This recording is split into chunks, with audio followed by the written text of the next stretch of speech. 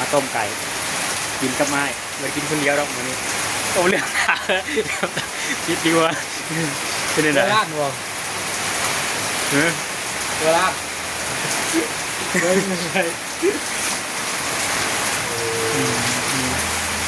ผมไปก็แล้ว จากแป้งรถ จางแป้งรถแล้วมาต้มไก่กินกันต่อมาเบิ่งไก่ รีวิวให้เบิ่ง นี่ไก่ทุกแล้วกินกันหน่อย พอบอก ถอดเลยก็ได้ถอดเลยก็ได้น้องพอแล้วโอเคนี่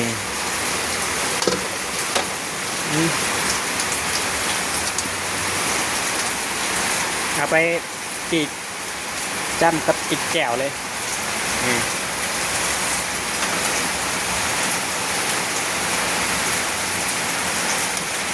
น่าจะเปื่อยแล้วเนาะเจ้าแข็งกระเด้อยู่แต่ว่ายังอันนี้ยังบุกเปื่อยขักวะเนี่ยต้มไปเปื่อยขักวะเนี่ยแต่ว่ามันค่อนข้างเลือกเลย ต้มไปเพิ่มหนึ่งเนาะกินข้าวเพิ่มหนึ่ง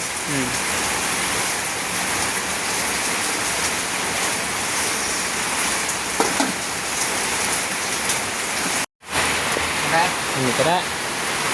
ไม่บอก นี่กับข้าวกับกับน้ำมีแกงหน่อไม้แกงมองเว้นนี่แล้วนี่แกงเองกับมือเลยนี่โอ้ยนี่เดี๋ยวจะมีดก่อน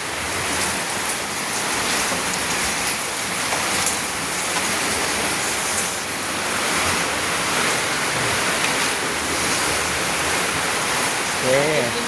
ลองก่อนเลยอ๋อยให้ลองชิมก่อนแล้ว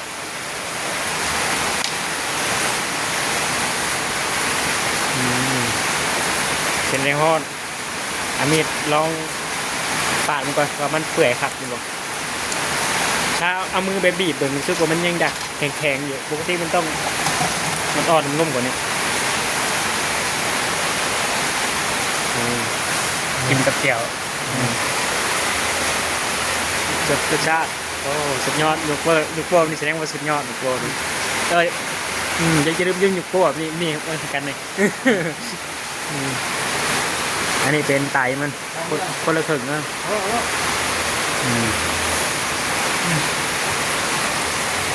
ปุ๊บเอานั่งเอาหนังเลยหนังแจ่วไว้ไรใจดีเผ็ดแต่ก็หวาน กินไม่ทิ้งเฮ้ยต้นปีเพลงเรานี่เลยเหลือนี่เจ้าจะเพ็กท่านละอย่าลืมกดไลค์กดแชร์กดซับสไครต์อย่างนั้นกดกระดิ่งแจ้งเตือนว่ามันจะค้นพลาดวิดีโอใหม่มื้อนี้ต้องกินข้าวแบบ